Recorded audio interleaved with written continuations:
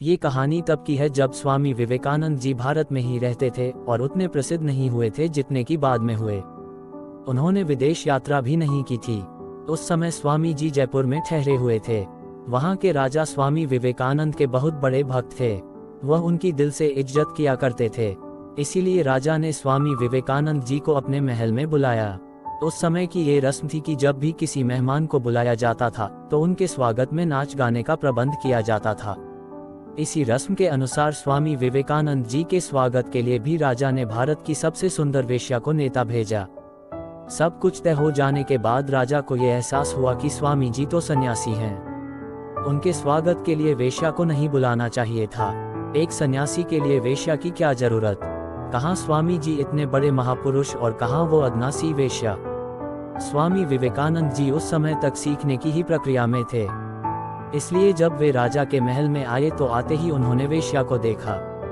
वेश्या के बारे में पता लगते ही स्वामी विवेकानंद जी उसी समय एक कमरे में गए और खुद को कमरे के अंदर बंद कर लिया। उन्हें डर था कहीं उस वेश्या को देखकर उनकी वासना शक्ति ना जाग जाए। राजा बाहर से उन्हें बुलाते रहे लेकिन स्वामी विवेकानंद जी ने बाहर आने से साफ मना कर दिया। राजा ने माफी भी मांगी कि उन्होंने आज तक किसी सन्यासी का स्वागत नहीं किया, इसलिए उनसे ये भूल हुई। लेकिन स्वामी विवेकानंद जी नहीं माने और अंदर ही बंद रहे। राजा निरंतर स्वामी जी को मनाने का प्रयास कर रहे थे। इसका कारण थी वो वेश्या। वह वेश्या भारत की सबसे सुंदर और प्रसिद्ध वेश्या थी। अगर उसे वापस भेजा जाता तो ये उसका अपमान होता। राजा बुरी तरह फंस चुके थे। उन्हें समझ नहीं आ रहा था कि वह इस स्थिति में क्या करें, कैसे निजात पाएं इस समस्या से। वेश्या को जब इस बारे में पता चला तो उसने एक गाना गाना शुरू किया। उस गाने में उस वेश्या ने कहा कि उसे पता है कि वो उनके लायक नहीं है, लेकिन वो तो थोड़ी दया दिखा सकते हैं। वो तो सड़क की धूल भर है, पर उसके लिए वो निर्दयी क्यों हैं। वो तो अज्ञानी है, पापी है, लेकिन स्वामी जी तो ज्ञानी हैं। उन्हें एक वेश्या से कैसा डर। इतना सुनने भर की ही देर थी। स्वामी विवेकानंद जी को इस बात का आभास हुआ कि वो डर क्यों रहे हैं। एक वेश्या से उन्हें किस बात का डर है। ऐसे तो छोटे बच्चे डरा करते हैं। उनकी समझ में अब तक आ गया था कि वह डर उनके जीवन में नहीं बल्कि मन में था। उन्हें पता लग गया था कि उन्हें उस वेश्या के प्रति होने वाले आकर्षण को अपने मन से निकालने से ही उन्हें मानसिक शांति प्राप्त हो जाएगी।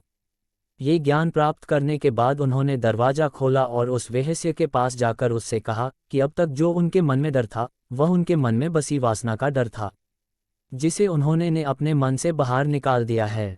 इस चीज के लिए प्रेरणा उन्हें उस वेश्या से ही मिली है। उन्होंने ने उस वेश्या को पवित्र आत्मा कहा, जिसने उन्हें एक नया ज्ञान दिया। इस ज्ञान की प्राप्ति के बाद स्वामी विवेकानंद जी ने आध्यात्मिकता की एक नई ऊंचाई प्राप्त की, जिससे वह संपूर्ण विश्व में प्रसिद्ध हो गए। स्वामी विवेकानंद जी की इस कहानी से सीखने को तो यही मिलता है, हमें इस बात का ज्ञान होना चाहिए कि हमें संसार में वही दिखता है जो हम देखना चाहते हैं। खुद पर नियंत्रण न कर हम बाहरी वस्तुओं को दोष देते रहते हैं। अपनी इंद्रियों पर नियंत्रण पाकर हम भी जीवन की उन ऊंचाइयों पर पहुंच सकते हैं जिसको सब नामुमकिन मानते हैं। दुनिया में असंभव कुछ भी नहीं।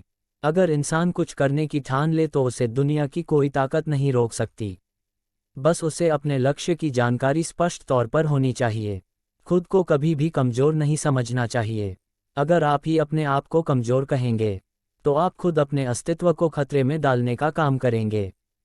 खुद पर विश्वास रखें और हर परिस्थिति का सामना करें। मत डर अंधेरों से कि मिलेगी रोशनी जो इंतजार में है। मिलेगा किनारा, हौसला रखना, क्या हुआ जो किश्ती मझधार में है। दोस्तों, आपको कहानी अच्छी लगी हो तो वीडियो को लाइक करें और चैनल को सब्सक्राइब करें। कल फिर मिलते हैं नई कहानी के साथ।